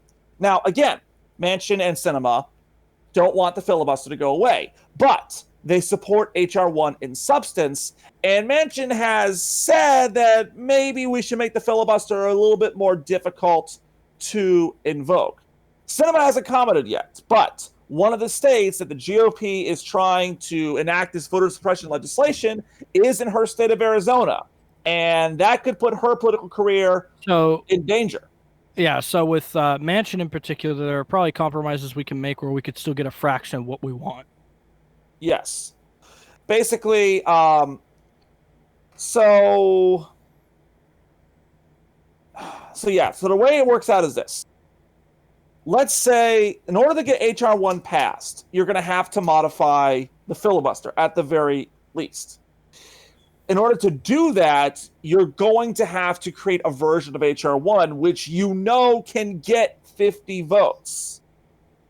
And only then might you be able to get it passed. So that's the way to get through H.R. 1 through the Senate right now. You're going to have to modify the filibuster in some ways to like make it so that, when it comes to election law, you can't enact it, or just make it so that we're gonna pass this like we passed budget reconciliation, and then you need to find a way that will get everyone on board. When it comes to a winning attitude, if you are a Democrat that wants to see the Biden administration succeed, the attitude you need to have, work with me, is I don't care what you got to do, just get it fucking done. That is the attitude I need to see from a lot of you. That is the attitude we need to see from a lot of you that are rooting for the Biden camp or that are rooting for the Democratic Party. There are many of my peers that aren't, and they're counting the days you guys fuck up. I am letting you know that. There's a lot at stake here. I need to see that attitude from my Democrat friends and colleagues. Yes, because if you don't have that attitude, then get used to saying Senate Majority Leader Mitch McConnell again. That Alright, needs to and be our get that needs to nothing be that fucking needs to be done. our new motto. Get it Ever. fucking done. That needs to be our new Yeah. motto. And just Period. keep that in mind when going through this year to 2022, is that 2022 is all about making sure that Mitch McConnell doesn't get the Senate back. The House goes to Republicans, it goes to Republicans. Okay, the incumbent party tends to lose the House in midterm elections. That's the way it goes. But I need people to lower expectations a bit and just be like, I don't care what you got to do, just make sure it's in my favor and get it done. Otherwise, you're not going to get shit done for the rest of the fucking term seriously. of 2022. It doesn't matter if it was a fraction, a fourth, or a fifth. You're going from having absolutely nothing done for you to having a fourth of things done for you. That is a better deal if anyone ever could have given you one. We can't give you the world here, especially with people like Manchin, whose district are hell-bent on these issues he's aligned with. We have to be able to compromise with other Democrats, and we have to be able to show that there is healthy discourse going on with our party, or we're running a risk of some kind of rebellion, insurrection, or reaction from people that aren't the Trump camp. I can't stress that. The polarization is there. It will happen. We were actually very lucky that the people who stormed the Capitol just wanted to take selfies, and the ones who were violent were very incompetent. yes, we're very, very lucky that you have people like Eugene Goodman, who was there to lead away Mike Pence and Mitt Romney, because, you know, mobs do what mobs do. And if they had gotten there like a few seconds sooner, or whatever, and they had seen Mike Pence or Mitt Romney or Lisa Murkowski or Liz Cheney or someone that they recognized who was not 100% on board with Trump, January 6th would have been a hell of a lot worse than what it did. And it's What we were lucky about was the mob had instigators, but the mob did not have leaders. And that's a very good thing. Yeah, and on a broader scale, just remember, and I brought this up, you know, in a previous program, I'll mention it right now, it's talking about election reform here. The bad guys just need to win one more election. That's One it. more. They just need to win one election, and it's the ballgame. And it doesn't have to be the presidency. If they win like one or two primaries, that's it. Well, maybe not primaries per se, but like if the 2022 midterms, state elections, midterms, whatever have you. Yeah. If they win one election, that's it. Yeah, but 2022 midterms, like if you honestly think that, oh yeah, we can replace Joe Manchin with a Democrat in West Virginia, if you don't think that these registrations are a big deal, if you are okay with the idea of Republicans getting both houses of Congress back, and then on January 4th, 2023, Joe Biden gets impeached for just existing, then yeah, by all means, sit the next year or so off. You know, don't worry about this legislation. Don't bother listening to the program. Like, the objective is either 2024 will not come to pass or nothing. Like this is something we're not really going to compromise on. 2024 will not come to pass or nothing. It is all or nothing. Like, I don't think people realize the stakes that are at play here. Our democracy is considerably more fragile than I think any of us really realized or wanted to believe. So we were able to get it done this time around, and we're going to have groups like the Lincoln Project, like Republican Voters Against Trump, like Veterans for Responsible Leadership, like Sleeping Giants, to name just a few, that will be there to keep punching at the enemies of democracy for this year, and of course next year going forward. But Yeah. it doesn't mean a thing if we can't go out and cast our votes at the ballot box. Whether it's because we're apathetic and lazy, or whether it's because the people who are in charge of our legislators make it so that we can't do it. If we can't get out there and get the vote out and to defeat the enemies of democracy at the ballot box, it ain't gonna matter. Yeah. So we need one of several things, and these need to be objectives we put on a bullet list for the Democratic Party, right? Yeah, pretty much. Yeah. More seats in the Senate. You need those. You need those, flat out. And learn to exploit the rebellious branch of the GOP. Do that. Yes. And for the fucks, you need to purge these guys, because this rot, this insurrectionist, anti-democratic rot goes a lot deeper than you realize, because this just actually broke here. This is a tweet from Hugo Lowe. This comes via the Washington Post. One of the people charged in the insurrection is a Marine Corps veteran, and this particular veteran once flew on Marine One. Okay? And the people, and understand that the people that the Marines choose to fly Marine One, that's a very, very restrictive unit. That requires Yankee white security clearance. That's like above top secret. That's as high as you can fucking go, pretty much. So if you have people that are flying on Marine One that are willing to overthrow the government, then yeah, we got a huge problem here. We got to do something to get these people out of office. And fortunately, Merrick Garland, this guy doesn't play around. Like I said, he led the investigation to the Oklahoma City bombing. My hope is that he will direct the DOJ to root out pretty much everyone inside not just the GOP, but DC in general, that had anything to do with the insurrection or supporting the enemies of democracy. I imagine the reason that Lindsey Graham didn't want Garland to be confirmed is because he's got some skeletons in his closet, and now he might be in some trouble here. And I'm talking about skeletons worse than the Lady G rumors, mind you.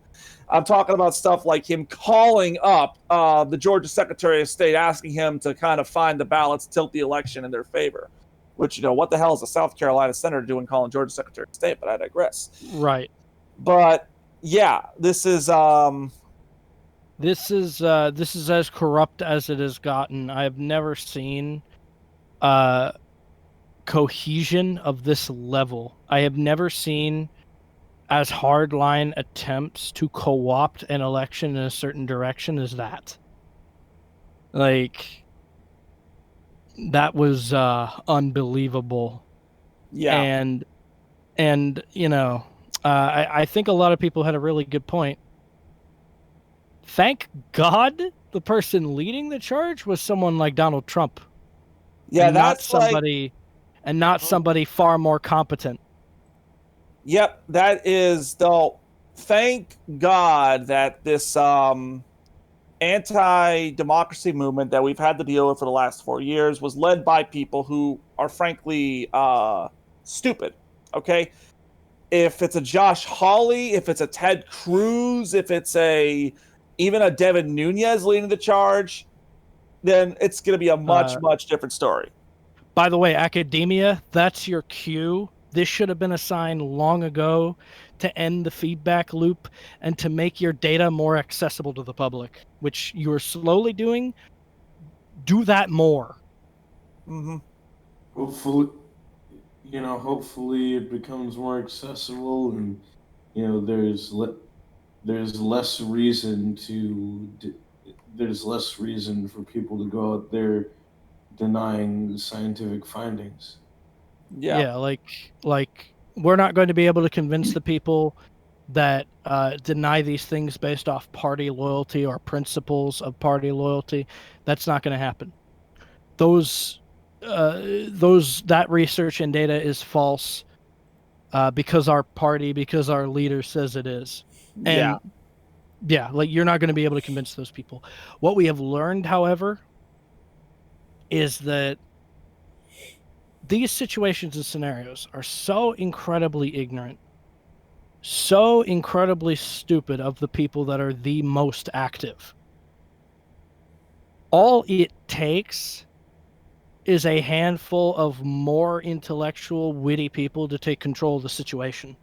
Mm-hmm. Because where these people have the numbers, unlike a workers' union, they lack any proper leadership. Yeah.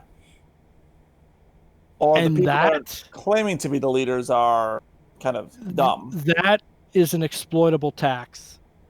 Even like you've got fucking Milo Yiannopoulos now, Steve Bannon's ex-poster boy, now coming out talking about how he's not homosexual. This is unbelievable.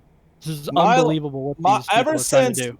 Ever since Breitbart kicked Milo to the curb, he's been trying to look for a way back into the spotlight, and I suggest he's been trying to find his edge.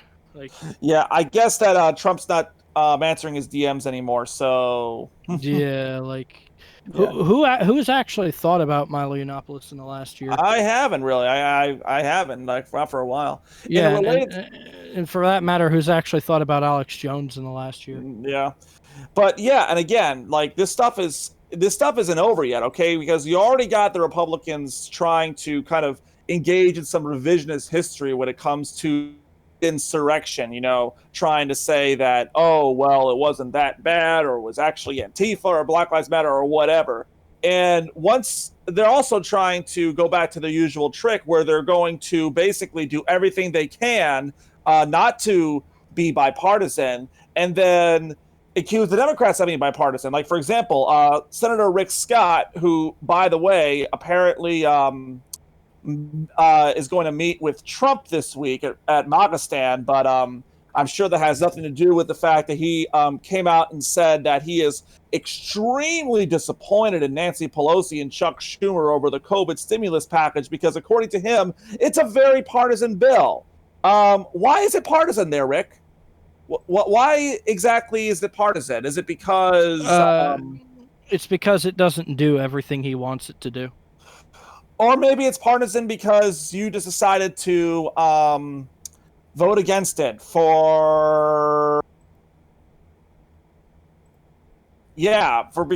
you want. And this was the dude that had it read in its entirety for 36 hours, wasn't it? Mm-hmm. And didn't listen to a bit of it. Yeah, this is a dude who just engaged some performative start here. I mean, the reason he said that the party. Remember, this jackass said it was partisan, had it read for 36 hours, and did not listen to a single bit of it. Yes. Political theater at its finest. You are partisan if you don't see the problem there. I'm just going to put it to you bluntly. And if you don't want to be partisan, dial it back a bit. If you do want to be partisan, keep doing what you're doing. Mm-hmm. But do not sit here and tell me you are bipartisan if you don't see that bullshit for what it is. Like, seriously. Mm-hmm. Like, this is...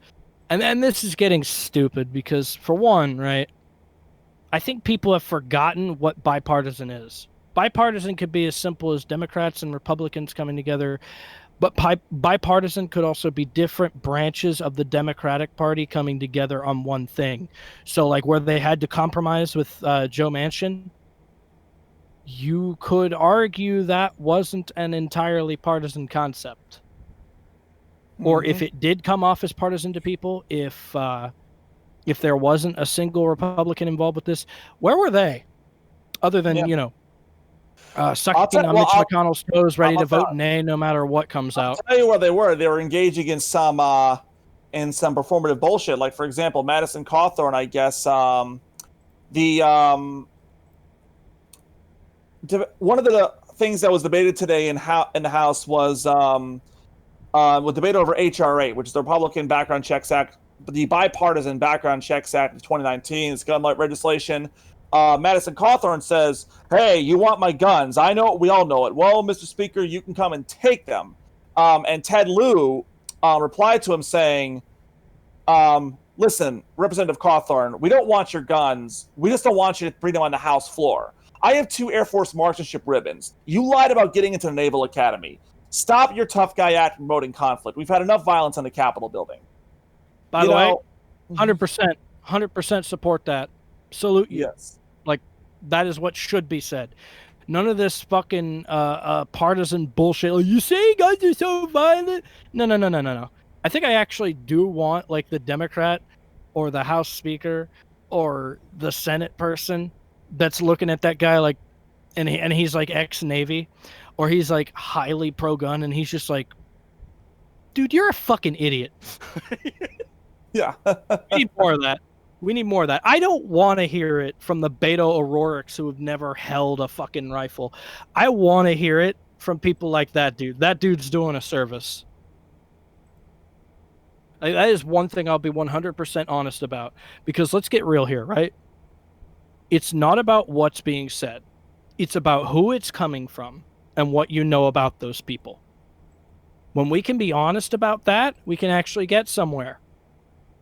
You like that no-name guy that was like ex-military, purple ribbon, all that kind of shit. You like that guy because he served. Probably doesn't matter if he's a Democrat or a Republican to most people. Good. Yes. Good. That's what we want. We want people who can win. Mhm. We want people who can bring sanity back to the discussion. Okay, before we wrap up here, there's this one hashtag that I have to just click on because it utterly fascinates me. The hashtag is dogs against Jim Jordan. What? Dogs? Okay, so first of all, Dogs are holding political positions, I guess. yeah. So, yeah, Like my dog that just took a huge diarrhea in my dad's truck to protest his capitalistic ways. okay, okay, so, Jesus. yeah, this is being, well, first of all, there was a bit of a story with one of Biden's dogs, Major, yeah, with the G-Shep. He actually had to be sent back to Delaware because he bit someone at the White House. And, Fuck, who'd he bite? I think it was just like one of the security personnel. It wasn't Secret Service or anything. God damn, it wasn't somebody who needs to be bit. Fuck. Yeah, I will say though that I guess one of the what Pizzacchi was doing in the presser, like one of the reporters asked her if the dog was going to get euthanized now, and she was like, "Dude, what the fuck?" So as best I can tell, this is actually getting started by actually it's being started by someone who's in your neck of the woods, Sharp.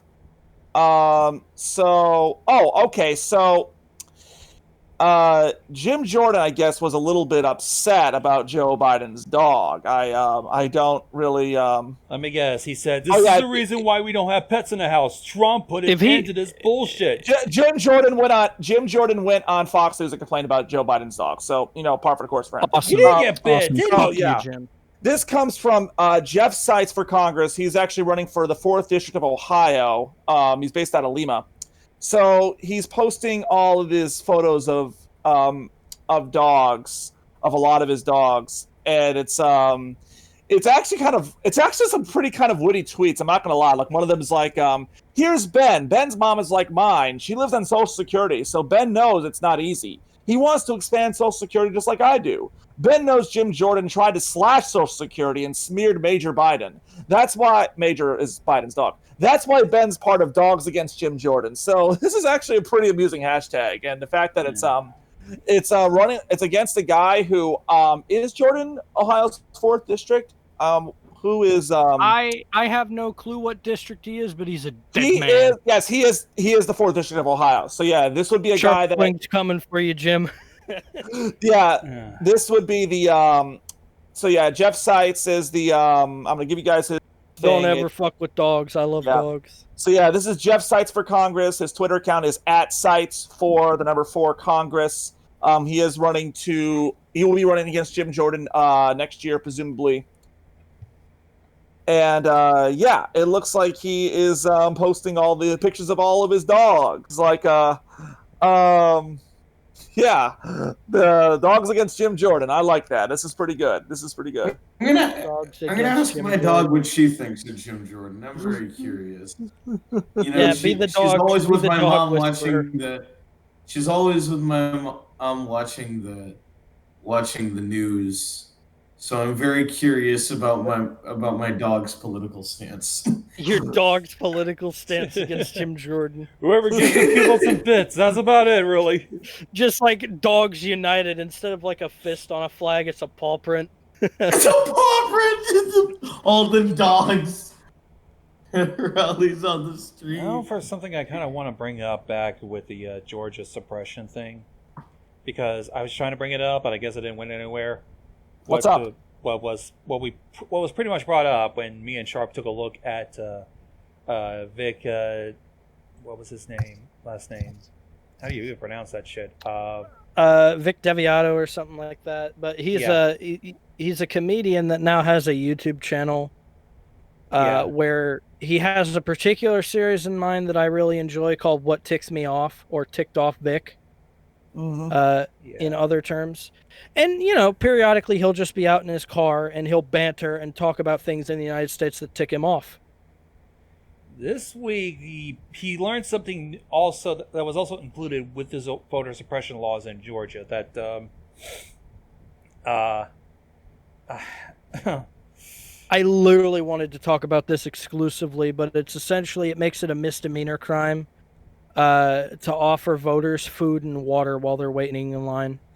And it was kind of sketchy, but I did find PolitiFact covered it, and this kind of weird thing is true. Like, it's true. I want to know what the hell factored in that kind of aspect as well. Like, hey, you're trying to push in long lines. Why are you trying to provide food and water for them? What the fuck? What? How's it counted to the whole discrimination of shit? What do those two things have to do with anything? I mean, it's kind of a humanitarian aspect of shit. I mean, you're gonna have. I'm sorry, but that's like some banana republic levels of, hey, let's bully our opposition. It's a humanitarian aspect because you're going to be in a long line, especially on election day, and in a very voting constituency. Yeah, you're going to be in a very populated area. You're trying to vote on election day, but unfortunately, the lines are just stretching. I mean, because of the whole bullshit that happened with the 2020 elections, they were very, very long lines, especially in mostly densely populated areas. By the way, you already know that Republicans are going to do some kind of loophole or bullshit thing campaign-wise that ensures their constituency is fed or has water before they get in line. Oh, yeah, of course. Like, straight out, there's a loophole in there that will allow them to do that shit. But then I cannot pass out water to people. But, like... You can't be a decent human being to people who was also in line with you. I'm glad I don't live in Georgia for that reason. Anybody that wants to live in Georgia with that shit should seriously reconsider it. Like, the protest of that should be, I'm not moving to Georgia. Fuck Georgia. That should be the protest. I'm gonna hire a fucking taco truck, put it next to the fucking election line. Short, sweet, to the point. Not only is it polarizing, but the people that try to counter it still aren't getting people to move there, so they don't get what they fucking want. Nope. Not at all. And that's the way political leverage should be. It should be, it does not matter what you say or how you try to own me. I'm still gonna fuck you. I mean, well, the Lincoln Project's been operating under that mindset, and it's worked out pretty well for them so far. That's what political leverage is, and people really need to learn it. It's like, great story. I'm still not moving to Georgia. I'm still not bringing my company to Georgia. I'm still not voting in Georgia. I'm still not doing business with Georgia. As long as, you're engaging in that bullshit there.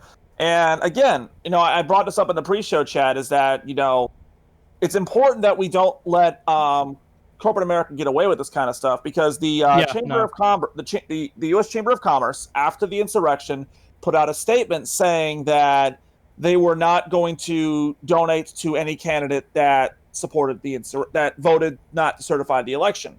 Now, just this last week, they put out another statement saying, we've changed our mind, and if you if you voted no on the certification, yeah, you could have your donations back, because really there's a difference between, not voting to certify the election and engaging in the insurrection. It's like, no, bullshit. There is no difference. If you pulled that shit, go to China. And before people go, no, Sharpwing, you can't have them move to China. No, you see, if they do, it'll be karmatic justice. Because here's what will happen if I force them to move to China. They're going to move to China. Their owner is going to be forced to have a Chinese ID. Their entire company is going to be confiscated by the state, and they don't even get benefits. So yeah, any American company that wants to try and act a traitor and stand on our soil, move to China. I want to see your life's work be taken from you, because that's exactly what will happen. The Chinese state does not fucking care. They have not made friends out of American corporations. In fact, they have put so many restrictions and attacks on American media and American products and American endorsements that they practically bully American companies. So of course I want them to move to China. I will watch them disintegrate. I think we have the political history here. Sharp, the first person to ever tell American companies to go to China. Go to China. Yeah. No, you should be doing the exact opposite. We don't want these businesses going to China. No, they threatened to do that thinking you won't call their bluff. But they don't want to live there. They want to live there about as much as you do. So if we call their bluff, we say, yeah, go ahead. They're not going to go anywhere. When people say, oh, well, we can't charge a higher minimum wage, they'll move to so-and-so and so-and-so. Well, all the shit with workers' unions, all the things you're saying companies would move to other countries for, Europe's also doing it. And they haven't pulled their businesses from Europe. Like, all this crap is an empty threat. And when you realize that, you can start to bully the people who are bullying you. Because they literally think they can just say this shit and you'll be scared and get down and kiss their toes. They need you more than you need them. Greed, everybody. Greed, indeed. And here's the truth to it. Yikes. And here's the truth to it. You turn off their money-making machines, they'll come begging. Hit that fucking off switch. Do it. I dare you. Yes. See what happens. By the way, we just got confirmed here is that quick word on Merrick Garland. He is going to be sworn in tomorrow in a closed ceremony, and then he will have a proper ceremony later in the evening. After sworn in tomorrow, he will have a series of briefings on the Capitol attack, which will be participated by FBI Director Christopher Wray and DOJ NSD leaders as well. He will then head to the USAO in D.C. to meet with officials working on the investigation into the attack. So, yeah, that's basically what it is. He's going to get sworn in tomorrow, and he's going to get right to work on the insurrection. He's going to hit the ground running. Hit the ground running, and he hits the ground running, and he hits the ground running. Okay, let's stop it here before he goes into memes. Oh, my God. Yeah. All right, that's a good place to end the show, I think. Yes. Now we're entering the meme territory. That's basically it. And once again, folks, just keep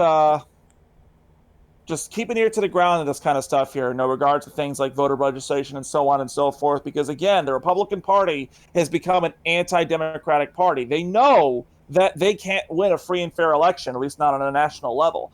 And so remember, before people say they aren't, they stood behind Georgia telling Georgians that they would consider it a misdemeanor crime to give their grandmother a bottle of water while they're waiting in line to vote.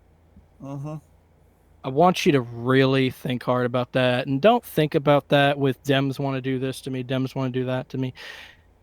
Think about that for what it is. Stop letting party loyalty blind you to what's going on in front of you. Yeah.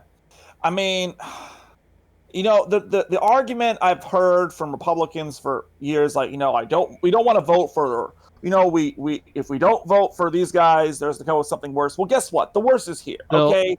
They'll bitch about they'll bitch about big tech, but they'll throw you in jail for giving someone a bottle of water or fine you. Yeah, it's like, okay, yeah, I mean, seriously, if you really think that, people, Mr. Potato Head not having the Mr. put on the box anymore is like the worst thing that's going on in this country right now. By the way, you know how you fight that? I would tell Amazon to go fuck themselves and buy like 100 copies of Dr. Seuss from a library or some shit. It don't matter. The banned books are going up for thousands now. Show them that no matter what Dr. Seuss books are going to sell. Show them that no matter what Mr. Potato Heads are going to sell, because it's the thing, right?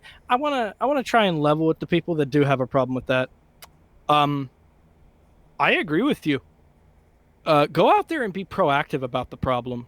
Show these fucking idiots and morons all the profits they're losing out on. They'll change their song and dance really quick. They will. And by the way, Hasbro when the news came, they fucking did with pulling their endorsements for the insurrection. And when they'll do it for something that big, fucking tell me they won't do it for something that small. Yeah. They'll do it 10 times over for something that small. Yeah, actually, when the initial news broke about the whole thing with Mr. Potato Head, Hasbro very, very quickly put out a statement. Hasbro makes it, right, or Mattel, or whoever the fuck makes Mr. Potato Head. I think it's Hasbro. They put out a statement very quickly saying, "Listen, we're out the actual box. He's still called Mr. Potato Head. She's still called Mrs. Potato Head. We're just not. We're putting them in the box now. We're putting them in the box together. So representation or whatever. Like the whole thing is just." Revealed what it was, which is just, stupid culture war bullshit spun up by the Fox News of the world, because they need something to report other than the fact that, Biden's doing an okay job. And, by the way, we gave cover for a bunch of people that tried to overthrow the U.S. government. Hope that's a so then it's like, what are they doing? By the way, what are they doing? What are they doing actually? They're just Hasbro. You've read about it being Hasbro. I looked it up. Yeah. Also, really, the Mr. Potato Head controversy, I was like, okay, first of all... It's like, does this stop you from buying Mr. Potato Head, really? It's just... I don't think it does. Like, it's kind of bullshit as why Tim Ryan ended up fucking blowing up the other night, come to think of it. That's, like... And I'll let you finish, Ren, but I gotta finish my statement before it farts out of my brain, right? Mm-hmm. That's why I think cancel culture is so ineffective. Like... For all of 1 week, does it prove effective? And then after that, it's the turd sandwich it always was. Ineffective, slow, dicey, and half of the people boycotting aren't the people with the money. It's kind of rallying on the bullshit about the Mr. Potato. That's why Tim Ryan ended up blowing up. In fact, I'll splice in the clip. And our friends on the other side running around with their hair on fire. Heaven forbid we pass something that's going to help the damn workers in the United States of America. Heaven forbid we tilt the balance that has been going in the wrong direction for 50 years. We talk about pensions, you complain. We talk about the minimum wage increase, you complain. We talk about giving them the right to organize, you complain. But if we were passing a tax cut here, you'd be all getting in line to vote yes for it. Now stop talking about Dr. Seuss and start working with us on behalf of the American workers. In fact, I'm waiting for it as a little bit more of a lefty myself. The day brands tell these kinds of people to go fuck themselves, I'll be doing a dance and a jig because they were useless and ineffective in the first place. Mm-hmm. I mean, yikes. What's a good? How is canceling out fucking Mr. Potato Head or Dr. Seuss? They were trying to. They were pissing people off. Canceling Dr. Seuss.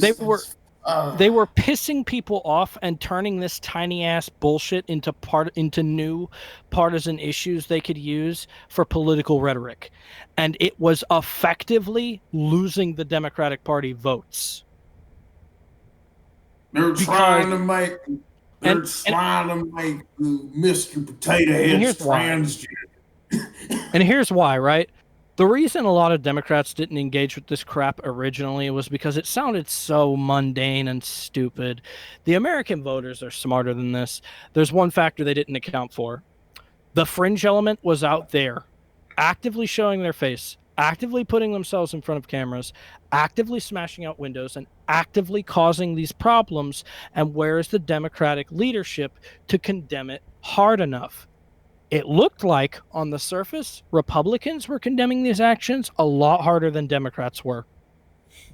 So this theory was drummed up. Oh, well, they want it to happen. They endorse it. They're trying to use fear to keep us from voting Democrat. This is what you allow, Pelosi. This is what you allow, Chuck Schumer. This is what you allow all major political voices when you allow these fringe elements to take the stage. Don't do it anymore. Yeah. The GOP did it, and look how long it turned out. When Mr. Potato Head's banned, as stupid as it sounds, don't ignore it. Say, this is the stupidest thing I've ever heard of. It's not a political issue we're running on. It's not a thing we care about. And my colleagues are fucking morons for insinuating it is. As Tim Ryan puts it, why don't we stop worrying about Dr. Seuss and worry about shit that actually helps the people of America? Yeah, and I actually want them to go hard on this, too. I want a Democratic senator or a Democratic representative to be like, so when are you guys going to be done being completely fucking useless? Yeah. Like, I want them to go hard on it, not even moderate, not even soft, hard on this bullshit. Because it is causing serious polarizing damage. All right. Why don't we end it here before we get any further and make the recording 3 hours long? Yep. Yeah, it's already 2 hours. We're good. Jesus. Yeah. We're good. All right. We're So thank you all once again for listening today, and we will keep you all apprised and informed and all this other good stuff. Everything that's going on here in regards to things like COVID relief, HR1, the vaccinations, and voter suppression, and so on and so forth. These are things that every American is going to need to know as we move through this year and we gear up for the midterms in 2022. Until then, thank you all for listening. Stay positive, test negative, get vaccinated if you can, and we will see you all next week. Take care. Bye-bye, ladies and gentlemen.